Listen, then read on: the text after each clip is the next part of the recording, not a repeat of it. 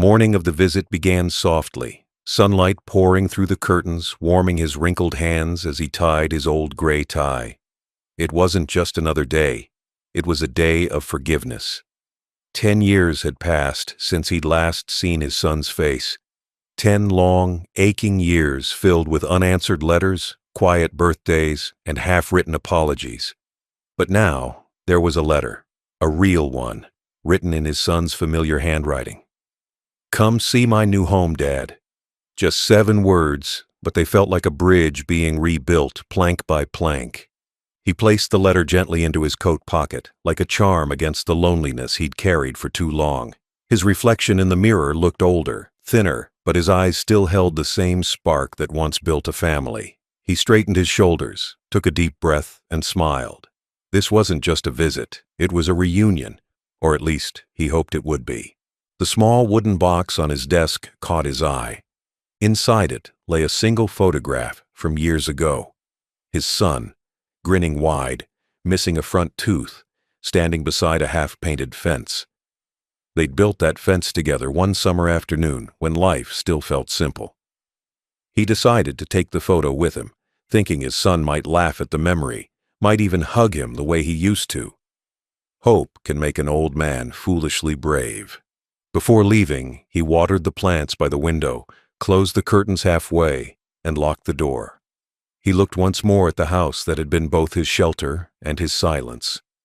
It felt like saying goodbye to a chapter of his life. The taxi driver honked outside, breaking his thoughts. With a slow step and a deep breath, he climbed in, clutching the small gift he had wrapped himself. A silver watch, engraved with the words, "To my son, time is yours now."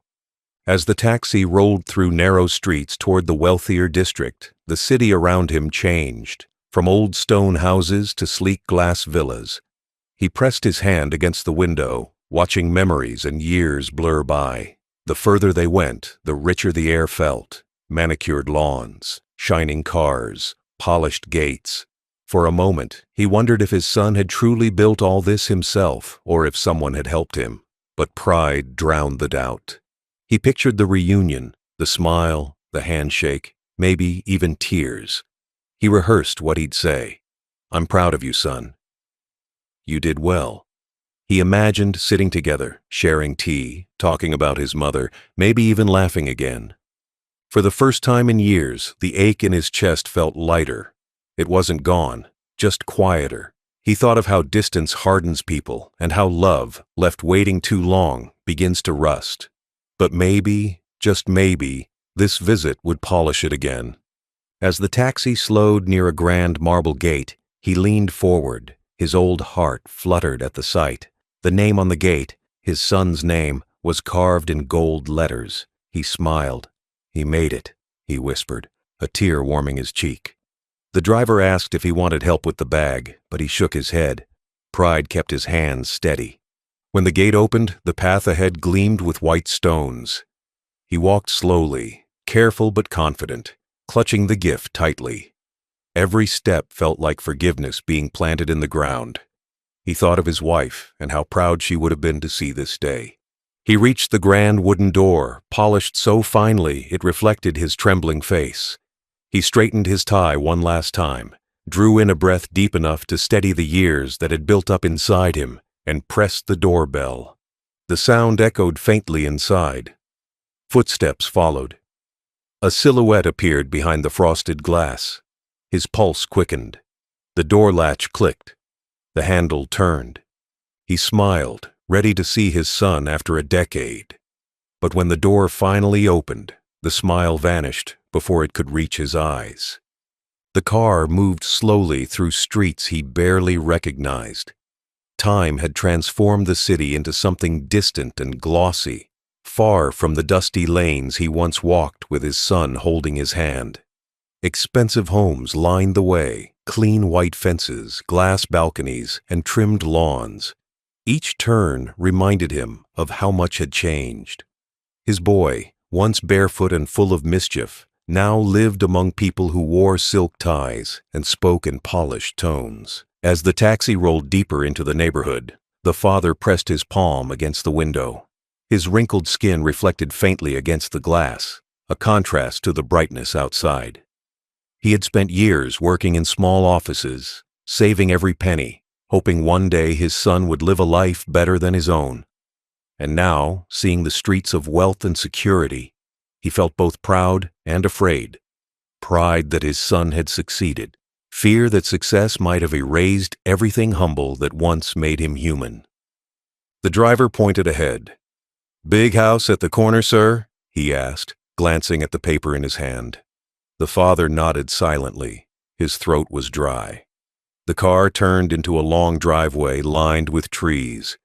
At the end stood a mansion, tall, pale, and spotless. The windows gleamed in the sunlight like mirrors to another world. He stared for a long moment, trying to believe that the address was correct. The name on the stone pillar matched exactly. He leaned back, closing his eyes. "You did it, my boy," he whispered to himself. His voice cracked with emotion. Every long night of work, every sacrifice, every meal he skipped so his son could study. It all suddenly felt worth it. Yet, a part of him trembled. A home like this didn't just happen overnight. Something about it felt too perfect. He brushed away the thought and told himself not to spoil the joy. When the taxi stopped, he reached into his pocket and felt the small, wrapped gift, the silver watch he'd bought months ago. He had it engraved, "To my son, for every second I missed but never stopped loving you." He smiled faintly, clutching it like a piece of courage. Stepping out of the car, he felt the warmth of the sun and the chill of nerves. His shoes sank slightly into the polished gravel path as he made his way to the front door. The house towered over him like a monument, grand, flawless, but strangely cold. The scent of trimmed hedges and distant jasmine filled the air, but no laughter came from inside. He took a deep breath and looked up. The balcony railing had a familiar curve. The front pillars had a pattern he'd once drawn years ago for a client who never paid. His mind sparked with recognition. It was impossible. How could this house resemble the designs he had drawn long ago, when he was still an architect, trying to rebuild his life? He shook the thought away. Coincidences happen. The world is full of echoes. He walked to the massive door, every step echoing softly in the quiet. His heart thumped against his chest, as if it was keeping count of every mistake and every memory that had brought him here. He adjusted his tie one last time, ran his hand through his graying hair, and smiled. Then, from inside, he heard footsteps. Soft at first, then closer. His pulse quickened. He imagined his son's face, his voice, the reunion he'd dreamt of for years. The footsteps stopped right behind the door. The handle turned, the latch clicked. The door opened. And in that single second, his world shifted forever. The great door opened with a low hum, like a stage curtain rising before a play he didn't understand. The first thing he noticed was silence, not the comforting kind that lives in homes, but the kind that feels trained, deliberate, expensive. A faint scent of lavender hung in the air, mixed with polished wood and something metallic. His eyes adjusted slowly to the light that spilled from the crystal chandeliers above. The hallway stretched wide and endless. Marble floors that gleamed like mirrors, art pieces on the walls that seemed carefully chosen to impress rather than comfort. He stepped forward, his footsteps echoing as though the house wanted to remind him how small he had become. Everything looked pristine, too perfect, untouched by life. He remembered how his old home used to sound, the creak of wood, the smell of burnt toast, laughter spilling from rooms. This house, though beautiful, was hollow. As he walked further in, he saw details that tugged at him. The exact curve of the staircase banister, the carved frame of the archway, the positioning of the garden visible through the glass wall. His heart began to race. These weren't coincidences. They were replicas. He recognized them because he had drawn them decades ago in the blueprints of his dream home, a design that was never built after bankruptcy stole it from him. He paused by the living room doorway. His hands trembled slightly as he rested them on the edge of the wall. The same corner layout, The same skylight placement, even the arrangement of the furniture, all eerily identical. His throat tightened. Could his son have found those old drawings? Or had someone else stolen them long ago? The thought unsettled him, but he swallowed it down. He told himself he'd ask later, after hugs, after peace, after family. A faint sound interrupted his thoughts, the echo of footsteps from deeper inside. He turned his head toward the direction, his pulse quickening with quiet anticipation. The sound grew clearer, closer, measured, graceful. Someone was approaching. And then she appeared. A woman, poised and elegant, her hair tied neatly, her steps confident yet soft. She wore a long cream dress that shimmered slightly in the golden light. For a moment, he thought she was the housekeeper, until she spoke his name. His breath caught. The voice was gentle, warm, but carried an undertone he couldn't place. She smiled politely, as though welcoming a stranger, not realizing that her very presence had just broken the balance of his heart. Her face was familiar, not because he had met her before, but because it carried pieces of something he had lost. Her eyes, calm, brown, unblinking, were eyes he had once known on someone else, long ago. The resemblance was uncanny. He couldn't explain it, yet it rooted him to the floor. "Welcome," she said softly, stepping aside so he could enter further. He nodded, unable to speak. His mind searched for clues, memories, reasons, but the more he looked around, the more familiar everything seemed. Too familiar. Then his eyes landed on a frame above the fireplace. It was a photograph of his son, smiling, hand resting gently on the woman's shoulder. They looked perfect together, proud, successful. Beneath the picture, a bronze nameplate read, "Our home, the new beginning." The words twisted something deep inside him. He realized this wasn't just his son's mansion. It was a stage built from his own past. As the woman led him toward the sitting room, he noticed small details that confirmed his growing dread. The piano in the corner, the same brand he once sold to pay his son's college tuition. The antique clock, an exact copy of the one that used to tick in his old office. Every piece of the house was like a mirror reflecting his memories, rearranged and renamed. The woman offered tea, her tone graceful but distant. He thanked her quietly, watching the steam rise from the cup. He couldn't taste it. The bitterness came from elsewhere. He didn't know whether to feel proud or betrayed, grateful or haunted. The mansion, so full of light, had somehow darkened the space inside his chest. He wanted to ask where his son was. He wanted to ask who she really was. But before he could, her voice broke the silence, soft, polite, and devastatingly calm. "He'll be down in a moment, sir. He's been waiting for this day for a long time." The heavy door creaked wider, and for a moment the world outside disappeared. The sunlight spilled across the marble floor, and through it stepped a woman. Her presence felt like a wind from another lifetime, soft, unsettling, and painfully familiar. She looked poised, confident, untouched by time, her features graceful yet sharp. The faint scent of her perfume drifted through the air, and his knees almost buckled. He had smelled it once before, many decades ago, when life was still full of promises that were never kept. She stood there, smiling politely, her hand resting lightly on the doorknob. "You must be his father," she said, her voice calm and composed. That voice, low, melodic, unmistakable. The sound struck him harder than any storm could. He stared, frozen, unable to breathe.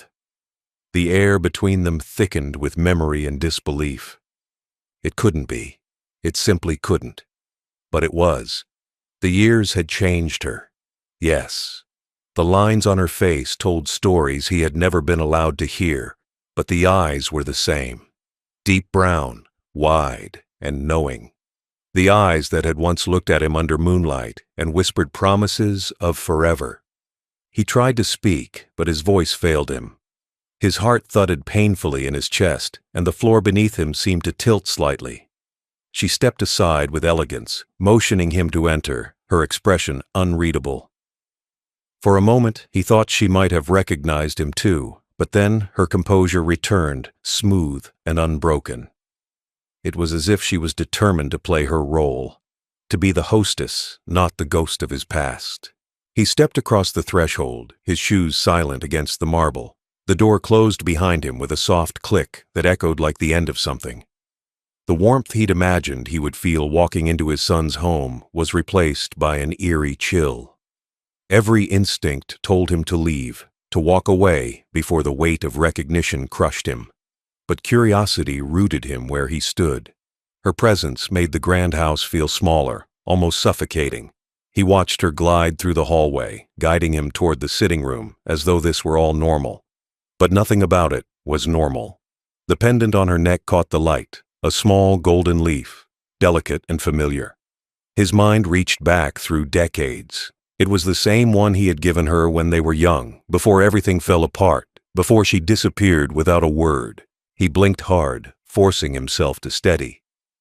Perhaps it was coincidence, he told himself. Perhaps it only looked like her.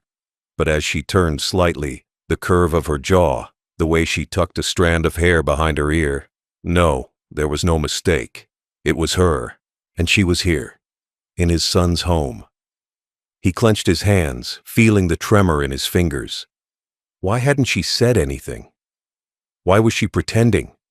The questions burned inside him, but his lips stayed sealed.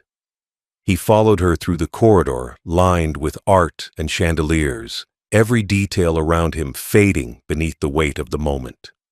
His heart ached not only for what was, but for what this meant.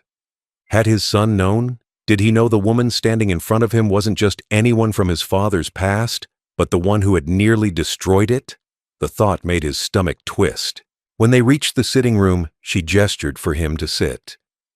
"He'll be right down," she said softly. "He's been waiting for you."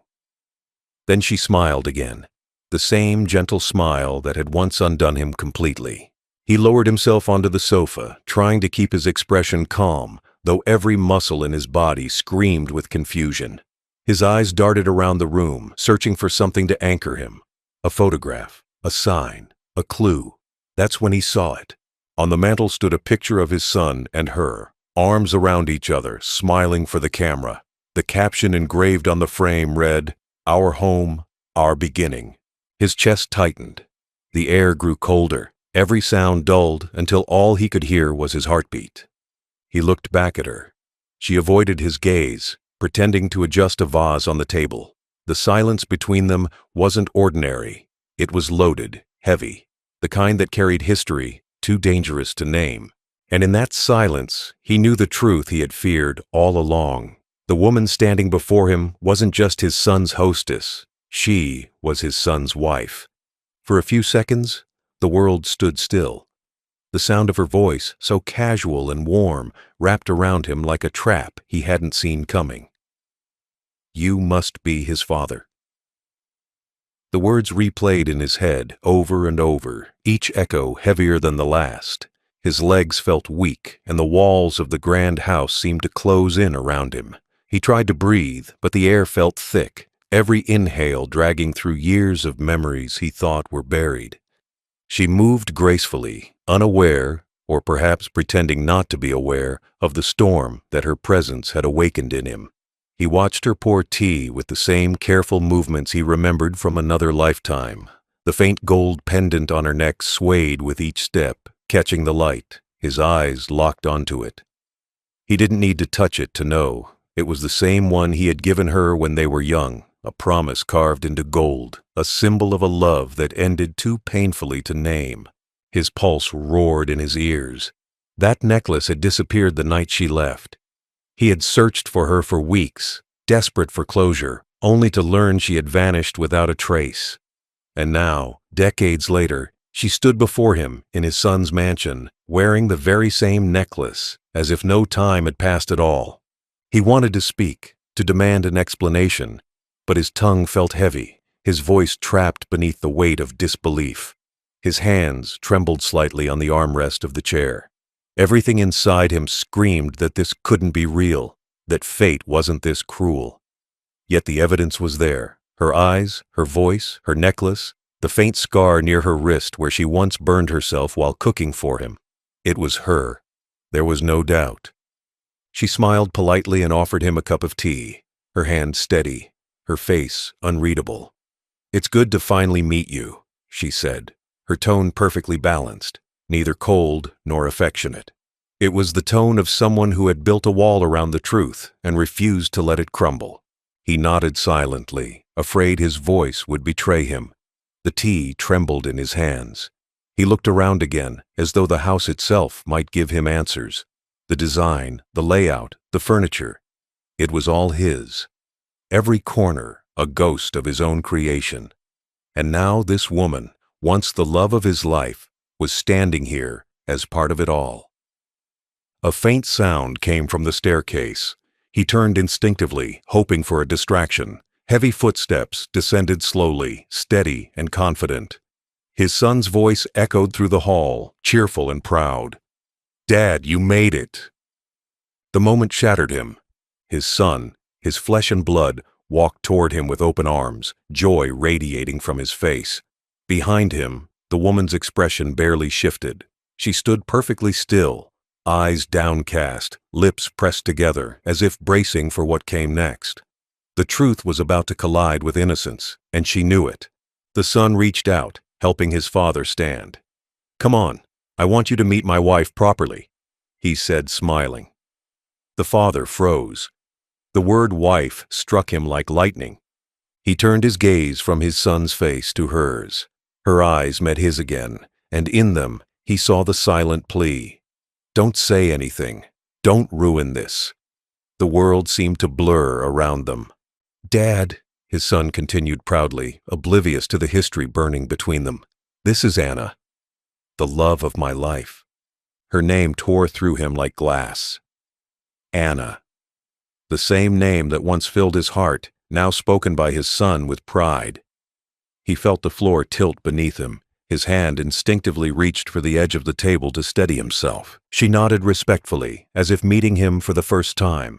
The facade was flawless. Only her trembling fingers around the teacup betrayed her. He tried to breathe, but his lungs refused. His mind, his past, his present, all collided in one unbearable truth. The woman his son had married was the same woman who had once loved him, the one who disappeared without goodbye. And now she stood there, her hand resting gently on his son's shoulder, the pendant around her neck glinting in the light, like a cruel reminder of everything he had lost. The room felt smaller now, suffocating, heavy with the weight of what wasn't said. His son's laughter filled the air, but to him it sounded distant, almost cruel. The woman, Anna, stood close by, her hand resting lightly on his son's arm. It was a gesture meant to show affection, but to him it felt like a knife twisted into old scars. Her eyes avoided his, darting instead to the table, the window, anywhere but him.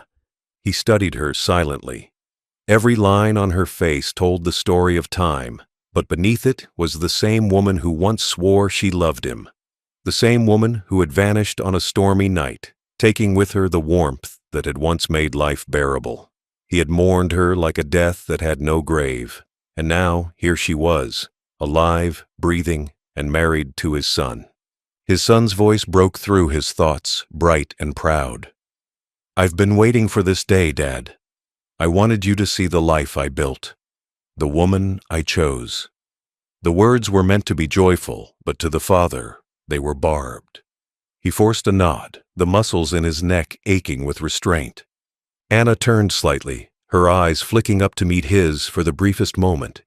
In that single look, he saw everything: guilt, fear, and something else. A silent plea. She wanted him to stay quiet. She wanted to bury this truth beneath the marble and chandeliers, just like she'd buried him all those years ago. He sipped the tea she'd poured earlier. It had gone cold, untouched for too long. The bitter taste filled his mouth, but he didn't flinch. Pain was nothing new to him. What hurt wasn't the betrayal itself. It was the understanding that fate had played its cruelest trick. His son, innocent and proud, was living a lie built on his father's forgotten heartbreak. He studied them together, his son beaming, his wife smiling thinly beside him, and something inside him shifted. There was no anger, no rage, just an immense, hollow sorrow. He could see that she wasn't happy. Her smile was fragile, her laughter rehearsed. Perhaps time had punished her too, just differently. "Dad," his son said, breaking the silence, "we've got so much to talk about. I want you to see the garden. Anna designed it herself." Anna's lips parted slightly, as though to protest, but she stopped herself. Her hands tightened around the edge of the table. The father glanced toward the window. The garden beyond was beautiful, meticulously arranged. But he recognized the pattern in the flower beds. It was his, the same design he had once sketched for a dream home they never built. His stomach churned. It wasn't just his house his son had recreated. It was his life, his love, his memories, all of it repackaged into something modern and gleaming, a monument to stolen history. Anna finally spoke. Her voice trembled slightly, though she tried to hide it. "I hope you'll stay for dinner." It would mean a lot to him. Her words were polite, but her eyes begged. Not for forgiveness, for silence, for the chance to keep this illusion intact. He wanted to scream the truth, to expose her, to make his son see what kind of foundation this beautiful house was built upon. But then he looked at the boy. No, the man who stood before him. The same man who once clung to his leg, who cried when he left for school, who looked up to him as the world's safest place. Could he destroy that innocence now? Could he take away the joy in his son's eyes just to ease the ache in his own chest? The answer came quietly, like a whisper only he could hear. "Number. Not yet." He smiled faintly, a sad, practiced smile. "It's a beautiful home," he said. His voice was steady, though his heart was breaking. His son grinned, proud and unaware of the chaos sitting across the table. "I knew you'd like it, Dad. It means everything to have you here." Anna excused herself, walking briskly toward the kitchen, though he saw her pause once she was out of view. Her shoulders trembled for a moment, the only crack in her carefully built mask. He exhaled slowly, leaning back in his chair. The truth had unfolded in silence, as truth often does, not with fireworks or shouting, but with the quiet ache of realization. He wasn't sure what hurt more, losing her once, or finding her like this, alive but unreachable, standing beside his son and pretending they were strangers. Dinner began like a performance. The table was beautifully set, polished silverware, crystal glasses, flickering candles, all perfectly arranged. Yet the beauty of it only deepened the ache in his chest. He sat at one end, his son at the other, and between them sat the woman who carried both their worlds in silence. The clinking of cutlery and the murmur of polite conversation filled the air, but beneath it, tension pulsed like a heartbeat. His son spoke with the enthusiasm of a man proud of his achievements. He talked about his company, his travels, his plans for the future. Every sentence was polished, rehearsed, the language of success. The father smiled faintly, nodding at the right moments, but his thoughts were elsewhere. Every time his eyes wandered toward her, she looked down, avoiding him. Her face was calm, almost expressionless, but her fingers trembled slightly when she reached for her wine glass. The food tasted of nothing. He could barely chew. Every detail in that room echoed the past. The soft music playing in the background was the same melody they once danced to in a small cafe decades ago. The scent of the flowers on the table, white lilies, was her favorite. The same kind she used to keep in a vase by their bed. It was as if the house itself had been built from the bones of his memories. He glanced around quietly. On one wall hung a painting he recognized instantly, a piece he once owned. The same brushstrokes, the same frame. It had disappeared years ago after she left, and now it hung here, proudly displayed as if it belonged. His throat tightened. She hadn't just taken his heart. She had taken fragments of his life and built a new one around them. His son laughed, pouring wine into his glass. "Dad, it feels good to have you here," he said sincerely. "It's been too long. You'll stay a few days, won't you?" The father forced a smile. His eyes shifted toward her, and in that fleeting glance, he saw it. Guilt. Not the kind born from deceit, but the kind that comes from years of silence too heavy to carry. She wanted to speak, perhaps to confess, but the words never came. The evening carried on, each minute stretching painfully. His son spoke of love, of destiny, of how meeting her changed everything. He said she had given him balance, peace, purpose. Each word twisted deeper into the father's chest. Once, she had said the same to him, that he made her feel safe, that she finally belonged, and now those very words belonged to another man, his son. She excused herself midway through the meal, saying she needed to check on dessert. When she stood, her chair scraped softly against the marble floor, a small sound, but one that made him flinch. He watched her walk away, her posture perfect, her silence deafening. The gold pendant glimmered faintly as she moved, that cursed reminder of everything they once were. When she was gone, the son leaned closer, lowering his voice. "She's been through a lot, Dad," he said. "I don't know much about her past, but sometimes I feel like she's hiding pain. I just try to make her happy."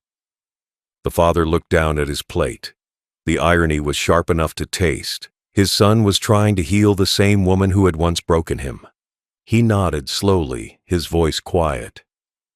"You're a good man," he said. "You always were." His son smiled warmly, unaware of the history seated between them like a ghost at the table.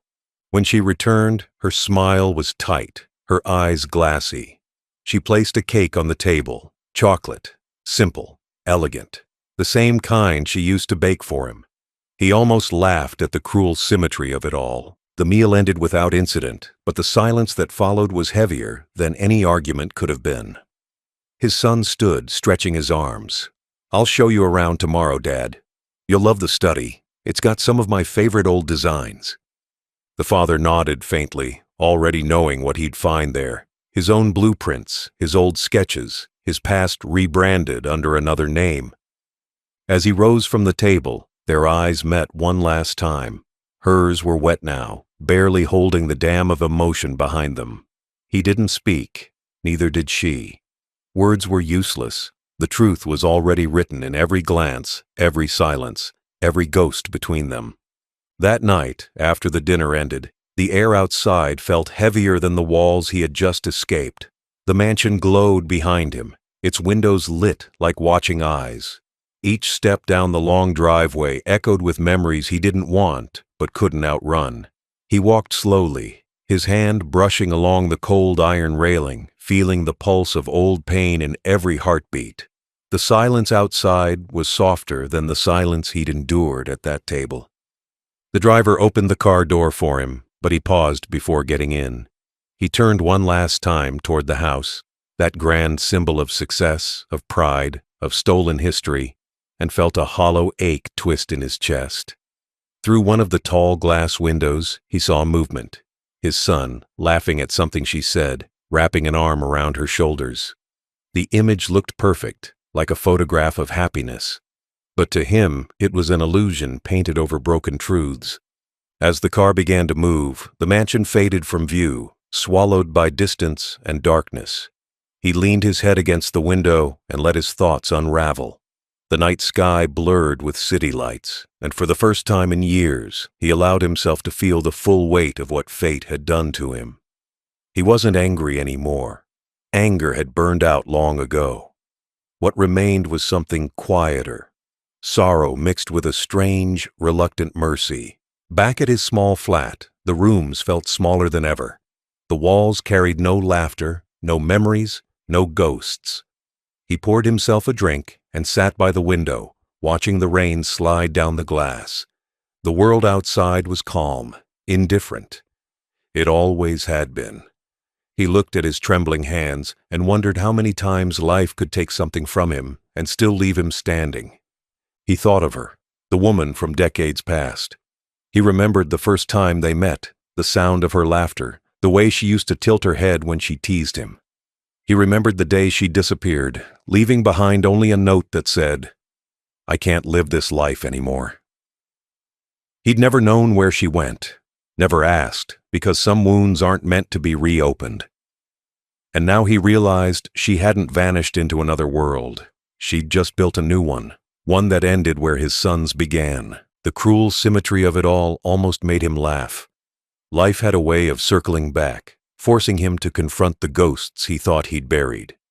Yet somewhere beneath the pain was a strange kind of peace. At least he knew now. At least he understood where his story had gone when it stopped making sense. He reached into his pocket and pulled out a small velvet pouch. Inside was the twin of the pendant she wore, the one he'd kept all these years. He placed it on the table, the gold glinting faintly under the lamp. For a moment, he imagined putting it away again, hiding it like the memory it represented. But instead, he left it there. Some truths didn't deserve to be hidden anymore. The next morning, sunlight crept into the room. He woke early, made tea, and sat by the same window. The pain hadn't disappeared, but it had changed shape. It no longer screamed. It whispered. He decided he wouldn't tell his son.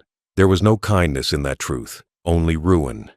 Let the boy live with his illusion of love, he thought. Let the next generation stay innocent of the past's mistakes. He wrote a short letter that morning. It wasn't to her or to his son. It was to himself. "You have survived every heartbreak," it read, "but this one taught you grace. Let go before life teaches you how to lose again." He folded it neatly and tucked it into his journal. As the day went on, he took a slow walk outside. The streets were alive with people who didn't know his story, and that somehow was comforting. He didn't need sympathy. He needed distance. He needed the simple peace of being just another man among strangers. That night, before bed, he whispered to the empty room, "I forgive you both." His voice cracked slightly, but the words felt lighter leaving his mouth. He knew forgiveness didn't mean forgetting. It meant refusing to carry the weight any longer. When he closed his eyes, he saw her face one last time. Not the woman from his son's house, but the girl from his memories, smiling in the sunlight. And for the first time in a long time, he smiled back. In the weeks that followed, he found himself waking earlier each morning, drawn not by routine, but by quiet. The kind of quiet that didn't ache anymore, just existed. His home was small, a single-story cottage surrounded by wild grass and an old fence leaning with time. It wasn't grand, it wasn't impressive, but it was his, untouched by deceit or borrowed dreams. He spent his mornings on the porch, tea in hand, watching sunlight spill across the garden. There were no servants, no marble floors, no chandeliers like his son's mansion. Just the steady hum of birds, the rustle of wind through half-bloomed flowers, and the sound of peace settling into his bones. For the first time in years, he wasn't haunted by what he'd lost. He was grateful for what remained.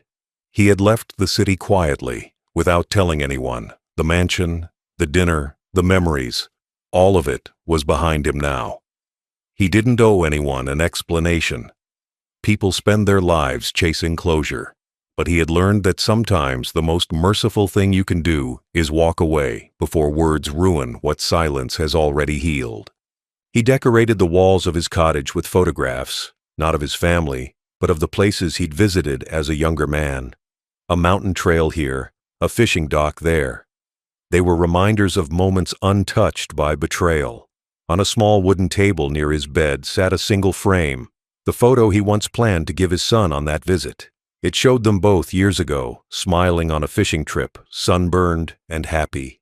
That version of them still existed somewhere, even if time had rewritten everything else. He spent his afternoons writing letters, not to send, just to write. Letters to people who no longer existed in his world, his wife, his son, even her. He wrote about the weather, about the calm of solitude, about forgiveness. The words didn't ask for pity or apology. They were simply acknowledgments that love, however flawed, had once been real, and that was enough. Sometimes he walked to the nearby pier, sitting among fishermen who didn't know his name. They shared silent companionship, trading nods and smiles without stories. It comforted him, being surrounded by people who didn't carry the weight of his past. They only saw him as an old man who came for the sea breeze, not for escape. In the evenings, he cooked simple meals, lit a small lamp, and listened to the soft crackle of the radio.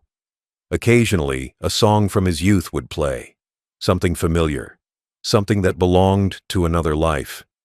He didn't turn it off. He let it play. He let it hurt.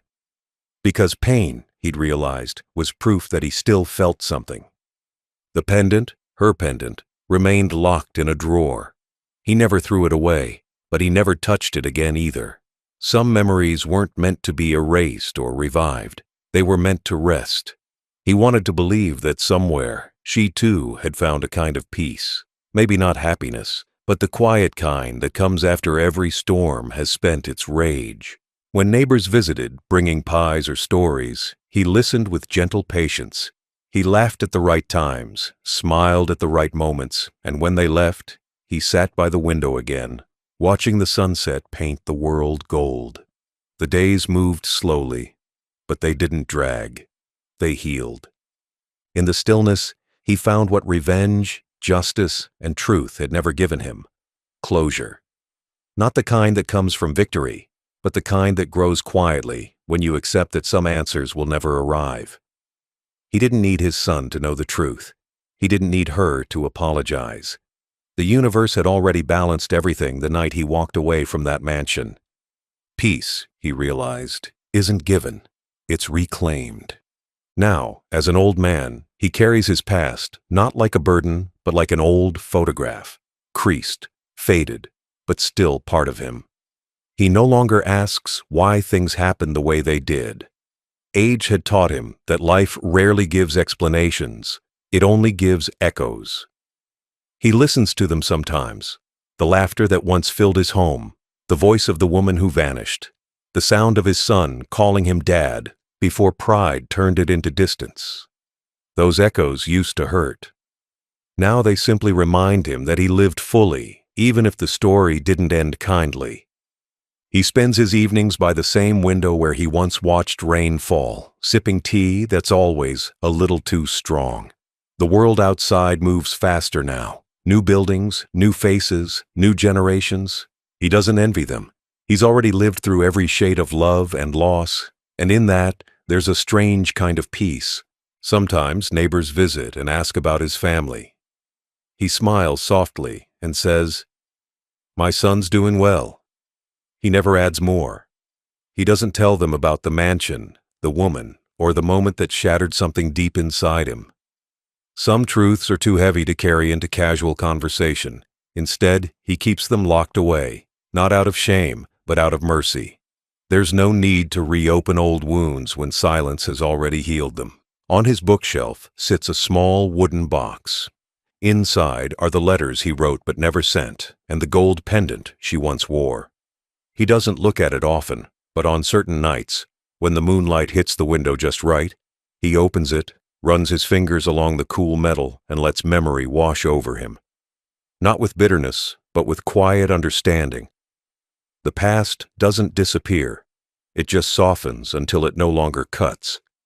He often reflects on the meaning of love, how it begins with hope and ends with truth. He used to think betrayal destroyed love completely. Now he realizes it doesn't. It only transforms it into something quieter, something almost holy: forgiveness. To forgive isn't to forget, it's to finally stop expecting the past to apologize. He sometimes wonders what would happen if his son ever found out. Would he hate him for the silence, or thank him for sparing him the truth? He knows he'll never find out. And that's fine. Some stories are meant to die with the person who lived them.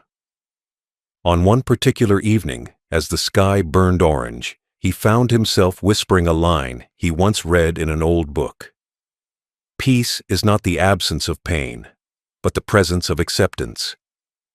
He smiled faintly, realizing how true it was.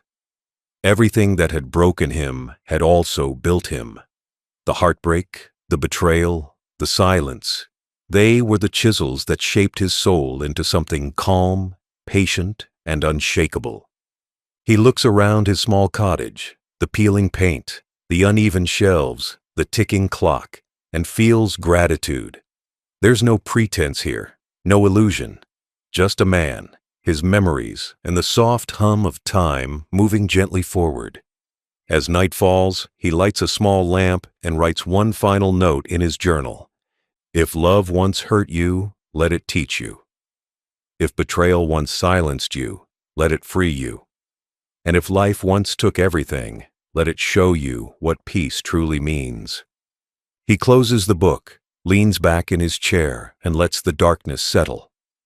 The world outside carries on, loud, restless, blind to the quiet victories of those who've learned to let go. And as he drifts to sleep, he murmurs his final reflection. I walked into a house that held my past. I left with my future, silent, simple, and finally mine.